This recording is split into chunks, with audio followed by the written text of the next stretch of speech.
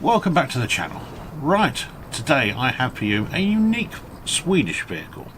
Now this is a main battle tank, but it doesn't look like it. It is, of course, the S tank, also known as the Strv103, which I believe means combat chariot or combat wagon. I'm sure somebody will tell me in the comments. Also, I believe it known as the alternate S. I'm not entirely sure why, but there we go.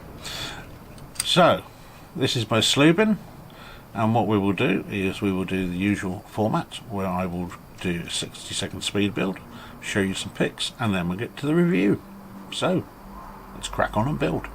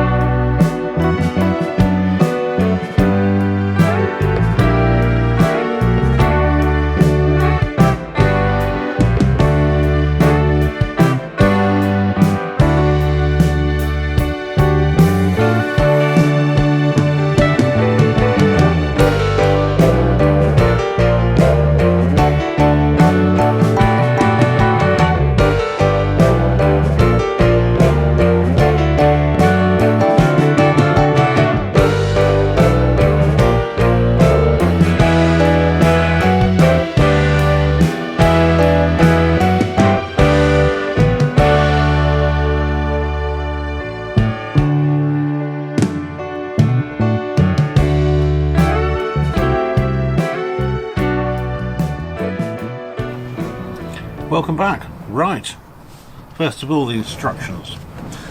This is a model that has been around for a while, and unlike some of the recent models that I've done, some of the newer models, these instructions, because they're older, they are different. And what I mean by that is you usually get quite a large amount of pieces per phase of the building process, and the building itself, you can go quite a long time without actually seeming to really get anywhere. So it can be a little frustrating at times. There's nothing particularly wrong with them. It's the way that it's been designed to be built that is, I think, the issue. But the instructions, they're okay. Now, nothing was missing, which is always nice to be able to say about a Sluban model. There was no warpage, no discoloration. Yeah, everything fitted together well. And for once, this actually had decals. Now, I can't think of a Sluban model that I've done that's had decals. Plenty had stickers, but not decals. And they're not the greatest, I have to say. Almost every single one of them, when you applied them, and I tried this in several different ways. You apply them, you rub them in, you leave them for a bit, and I tried leaving them for different lengths of time before peeling off. And no matter how carefully or how quickly or where I started from, on every single one there was a little bit of the decal that came off with the spare plastic on top, which is a little bit of a shame, but it doesn't really affect the thing overall. So, what do we think of it? I think this is actually really accurate. A little bit like when I did the BMP, I was a little bit concerned about how they were going to do some of these very sharp angles that this thing is known for, and without leaving it too fragile to touch. And actually, obviously apart from the two aerials there, it's pretty solid. There's only one place that causes a few issues, and that's actually underneath. You see this long stem. I had an issue with, there's a joint just there. I had an issue with that, kept popping out. So that needs to be, you need to just be aware of that. But this is really pretty good indeed. Again, I'm probably going to reference the BMP a fair bit because there's lots of commonality here. I wasn't expecting this to be anywhere near as good as it actually is. There is quite a lot of detail involved here for what really is a metal wedge. You wouldn't think that they could have included as much as they actually have, which is all credit to the designers on this. So it's really actually very impressive that in a relatively small model, because this is only about 25 centimeters long, that they've managed to pull this off. I'm actually really quite impressed with this. Now, for those of you that don't know, the S-Tank, and I'm just going to call it that because I'm not going to go through Strv103 every time, that's far too much of a mouthful, was the Swedish take on a main battle tank. This is, as said in the intro, this is not a tank destroyer, which, you know, it certainly looks, at first glance, if you didn't know what it is, you would just assume that it was a tank destroyer based on something from World War II.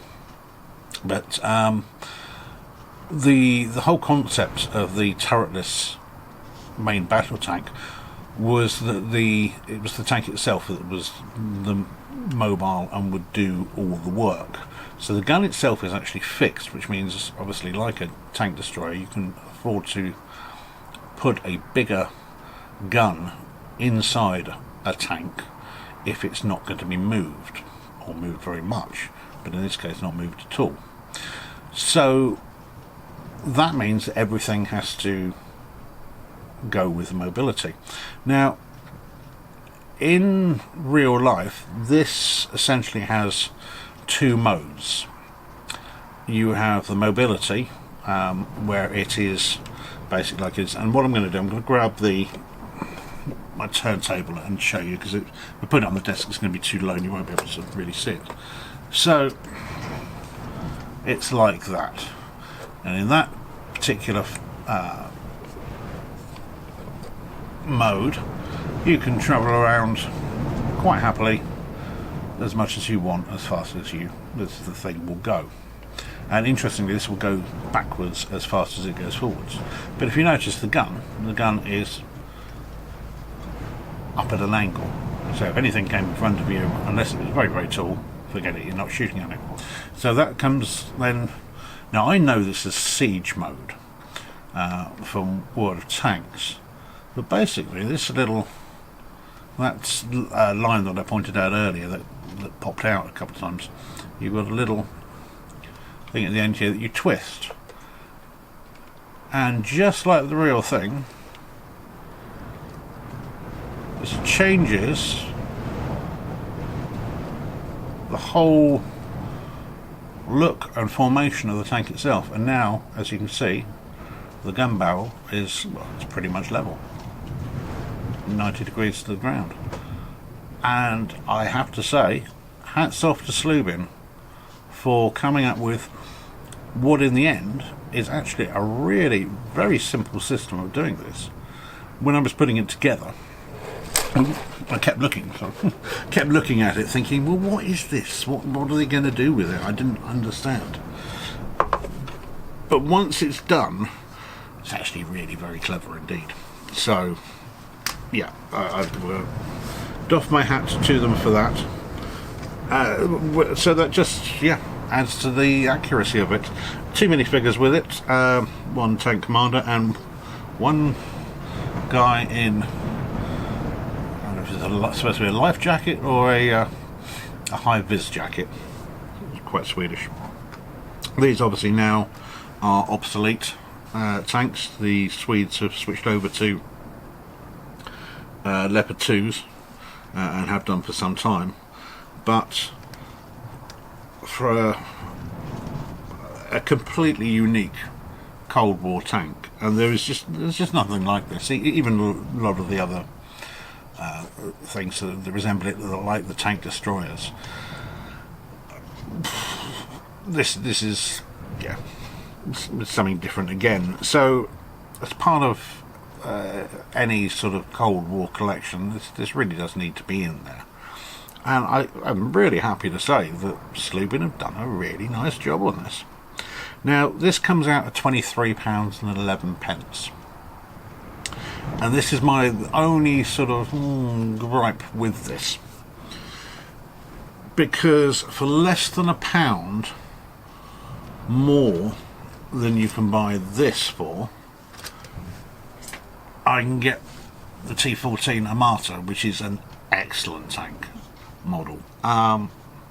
Obviously it depends what you're after. If you've already got the T14, well, you don't need another one, and therefore this is fantastic.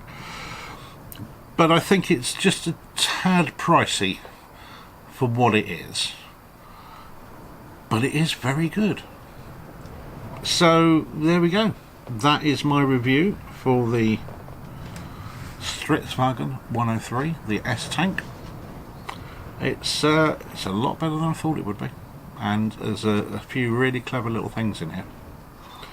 So hopefully you've liked this video. If you have, please like and subscribe to the channel, and I'll see you again. You take care. Bye bye.